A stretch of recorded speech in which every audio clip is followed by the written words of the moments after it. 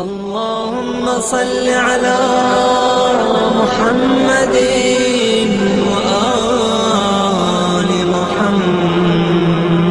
یہ طرح سے ایک عمل کا آغاز ہو رہا ہے جس کو عمل ام داؤد کہا جاتا ہے، اور آپ حضرات اس عمل میں غالباً اس کے پہلے شریک بھی ہو چکے ہیں۔ 15 تاریخ کو یعنی بدھ کے دن 3 بجے ظہرین کی نماز کے بعد 3 بجے کسی بڑی مسجد ہے، مسجد عیسیٰ محفوظ میں انشاءاللہ ام داؤد کے اعمال جیسے انجام دیے جاتے ہیں انجام دیے جائیں گے۔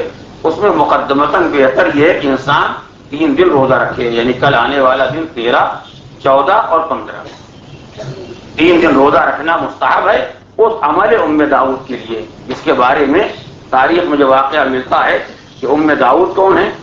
داؤد اس شخصیت کا نام ہے جو امام جعفر صادق علیہ السلام کے رضائی بھائی تھے، یعنی جن خاتون کا دودھ مولا امام جعفر صادق نے پیا ہے وہ جناب داؤد کی والدہ تھیں اور ان کا نام تھا فاطمہ۔ جب بنی عباس کے مظالم اپنے آخری درجے کو پہنچے اور منصور دوانیقی نے چاہا کہ آل محمد کا خاتمہ کر دیا جائے، تو جن لوگوں کو گھروں سے گرفتار کرایا گیا ان میں یہ داؤد بھی تھے، اور ان کو گرفتار کر کے عراق لایا گیا۔ ظاہر ہے کہ اب اس دور کے حالات کے اعتبار سے جب ماں کو معلوم ہو گیا کہ میرا بیٹا گرفتار ہو گیا تو اس کے معنی کہ اب زندہ رہنے کا کوئی سوال نہیں ہے، اس لیے جس کو گرفتار کر لیا گیا اسے زندہ کو چھوڑا جائے گا، کوئی گھر میں رکھ کے دعوت کرنے کے لیے تو بلاتا نہیں ہے، بلائے اسی واسطے کہ زندگی کا خاتمہ کر دیا جائے۔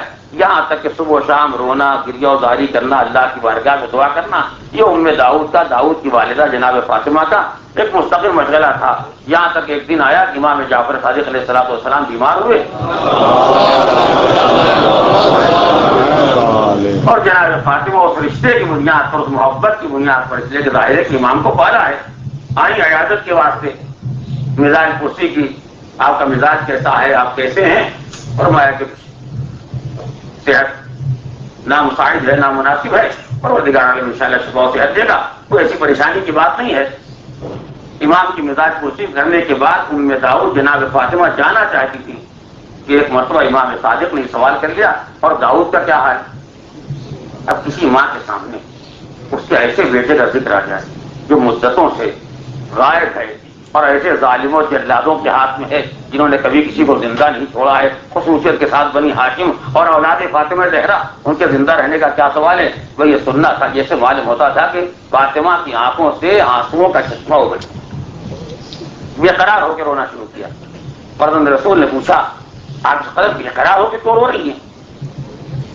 تب میں نے آپ سے گزارش نہیں کہ زمانہ ہو گیا، وقت کر دیا جب داؤد کو منصور دوانیقی کے سپاہی گرفتار کر کے لے گئے اور مجھے آج تک ان کی خبر نہ مل سکی۔ کچھ لوگ کہتے ہیں کہ ان کو قتل کر دیا گیا اور کچھ لوگ کہتے ہیں کہ ان کو زندہ دیوار میں چھوڑ،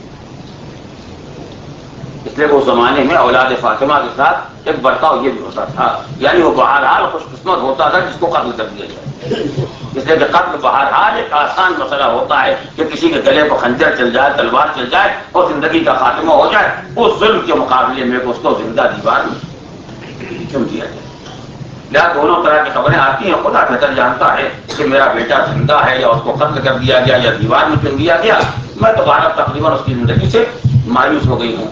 غالباً یہ زمانہ ماہ جمادی الثانیہ کا تھا، رجب سے پہلے، اس لیے کہ امام صادق نے فرمایا کہ آپ اس قدر پریشان کیوں ہیں؟ ارے رجب کا مہینہ آ رہا ہے، بابرکت مہینہ آ رہا ہے، اس مہینے میں جو دعا کرے گا انسان پروردگار عالم اس کی دعا کو رد نہیں کرے گا۔ اگر خلوص دل سے دعا کرے آپ بتائیے کہ میں کیا کروں؟ کہا جب ماہ رجب آ جائے تو ماہ رجب کی 13، 14، 15 3 دن آپ روزہ رکھیے گا، اور 15 تاریخ کو دعا استفتاح، جو دعائیں جو اعمال کیے جاتے ہیں یہ اعمال انجام دینا، نماز ظہرین کے بعد 8 رکعت نماز پڑھنا، اس وقت قرآن کے سورے ہیں، دعائیں ہیں، آپ انہیں پڑھیے گا۔ اس کے بعد دیکھیے پروردگار عالم اس عمل کے توفیق میں آپ کو کیا خوشخبری سناتا ہے اور کیا انتظام ہوتا ہے آپ کے بچے کے واسطے۔ یہاں تک وہ دن آیا اور جناب فاطمہ کہتی ہے میں نے روزہ رکھا اور 15 تاریخ آئی، میں نے عمل کیا، اور عمل کرنے کے بعد جب صادق آل محمد کی خدمت میں حاضر ہوئی تو آپ نے فرمایا مادر گرامی مبارک ہو، آپ کا فرزند آ رہا ہے۔ چاچا میرا لاز زندہ ہے؟ کہا بے شک زندہ ہے۔ اور قریب آپ کی خدمت میں آنے والا ہے. تھوڑا وقت گزرا تھا کہ ایک مرتبہ ماں گھر میں بیٹھی ہوئی دیکھا گھر کا دروازہ کھلا اور بیٹا ماں کے سامنے آیا. ماں نے پڑھ کے اپنے بچے کو گلے سے لگا دیا. کون سوچ سکتا ہے اس ماں کی مسرت کا کیا حالت ہو, اس نے اتنی مایوسی کے بعد اپنے بیٹے کو پا لیا. بس یہ سننا تھا. اور یہ منظر دیکھنے کے بعد فاطمہ بے چین ہو گئی. کہا بیٹا میں تو سمجھی تھی تیری زندگی کا خاتمہ ہو گیا ہوگا, لوگوں نے خبر بھی دی تھی کہ تجھے قتل کر دیا گیا ہے, زندہ دیوار میں چن دیا گیا, تو کیسے زندہ آ گیا؟ مادر گرامی میں تو قید خانے میں تھا اور جتنے مظالم ہو سکتے ہیں سارے مظالم مجھ پر ڈھائے جاتے تھے اور میں سب برداشت کر رہا تھا.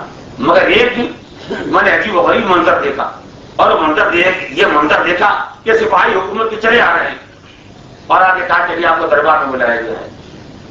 مجھے دربار میں حاضر کیا گیا. جب میں حاکم کے سامنے آیا تو حاکم نے کہا ہم نے تم کو رہا کر دیا اس لیے کہ تمہاری ماں تمہارا انتظار کر رہی ہے.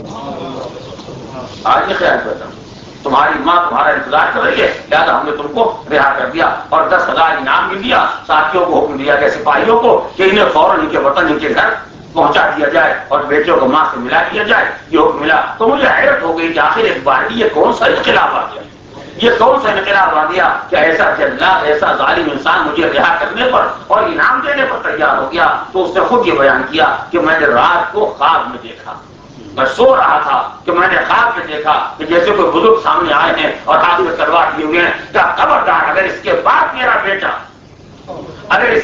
میرا بیٹا تیری قید میں رہا تو میں تجھے زندہ چھوڑنے والا نہیں. یہ طے کر لے کہ ابھی میرے لال کو رہا کرنا ہے. اس لیے کہ اس کی ماں اپنے بیٹے کے غم میں بے قرار ہے.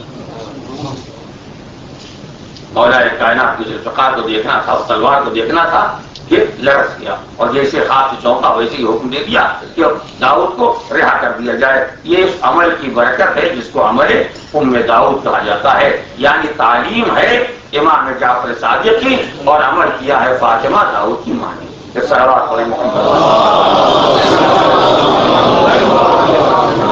اس سائڈ میں چھوٹی سی بات میں نے بارہ کی ہے مگر جان دہانی کے لیے گزارش کر رہا ہوں, اور وہ یہ ہے کہ اگر کسی آدمی کے ذمہ ماہ رمضان کا یا کوئی واجب روزہ باقی ہے تو وہ سنتی روزہ نہیں رکھ سکتا ہے. لہذا اگر کسی کے ذمہ واجب روزہ باقی ہے اور وہ یہ عمل کرنا چاہتا ہے تو کل پرسوں نرسوں جو روزہ رکھے گا اسے قضا کی نیت سے رکھے. پروردگار عالم کے خزانے کرم میں کوئی کمی نہیں ہے. انشاءاللہ قضا کا روزہ بھی پورا ہو جائے گا اور اس دن کے روزے کا جو اجر و ثواب ہے وہ پروردگار عنایت کرے گا. اس لیے وہ تو ہماری نیتوں کو دیکھنا چاہتا ہے, مطلب اس کے سامنے ہمارے اعمال کی کیا حقیقت ہے. فقط دیکھنا چاہتا کہ بندوں میں کتنا جذبہ بندگی پایا جاتا ہے. وہ انسان راہ بندگی پر آ جائے کرم خدا کو خود پڑھ کے استقبال کرتا ہے. اللہ خود آواز دیتا ہے جب بندہ میری طرف ایک قدم آگے بڑھتا ہے تو رحمت 10 قدم پڑھ کے استقبال. اللہ جل اللہ جل یا مولا اللہ جل اللہ جل اللہ جل اللہ جل اللہ جل اللہ جل اللہ جل یا صاحب السماء اللہ جل